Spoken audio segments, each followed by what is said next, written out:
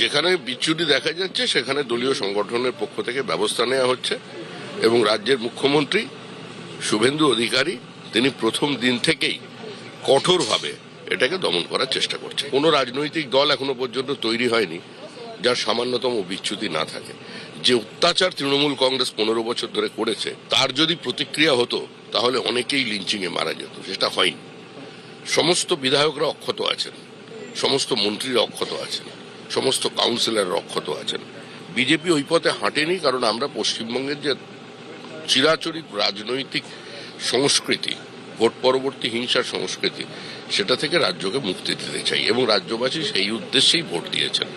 আমি আবার বলছি, রাজ্যবাসী জামা বদলের জন্য ভোট দেননি, জামার ভিতরের মানুষটার বদলের ভোট চেয়ে। নমস্কার, সকলকে প্রণাম ও ভালোবাসা জানিয়ে শুরু করছি আজকের প্রতিবেদন। বিজেপির রাজ্য সভাপতি মাননীয় শ্রমিক ভট্টাচার্য তিনি যেটা বলছেন যে নিচুতলায় যদি কিছু ত্রুটি বিচ্যুতি হচ্ছে সঙ্গে সঙ্গে আমরা দলের পক্ষ থেকে অ্যাকশন নিচ্ছি। ইতিমধ্যে অনেকজনকে আমরা সাসপেন্ড করেছি, কিন্তু মানুষ যে ভোট দিয়েছে, জনগণের রায় দিয়েছে, আমাদের সরকার গঠনে সহযোগিতা করেছে। তিনি আরও বলছেন যে বিজেপির শাসনকালে বিরোধীরা অক্ষত, কারণ দীর্ঘ 15 বছর তৃণমূল কংগ্রেস যে বিরোধীদের উপর যে অত্যাচার করেছিল, কেস দিয়েছিল, জেল খাটিয়েছিল, কিন্তু বিজেপি সরকার এসে সেটা করেনি। বিজেপি সরকারের আমলে তৃণমূলের কাউন্সিলর, বিধায়ক, এমপি সবাই অক্ষত আছে।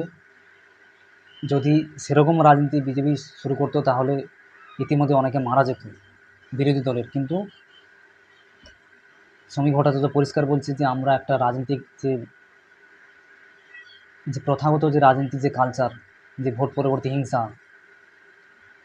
সেই কালচারটাকে আমরা পরিবর্তন করতে চেয়েছি। আর রাজ্যবাসী পশ্চিমবঙ্গের মানুষ শুধু জামা বদল করে, জামার ভিতরে যে মানুষটি থাকে সেই মানুষটিকে বদল করেছে। তিনি তার দলের সম্পর্কে কড়া বার্তা দিয়েছেন।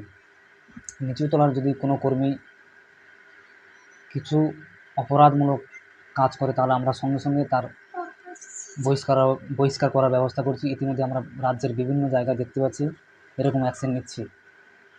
এবং তিনিও এটাও বলেছেন যে এমন কোনো রাজনৈতিক দল নেই যেখানে বিচ্যুতি নেই, বিচ্যুতি থাকবেই।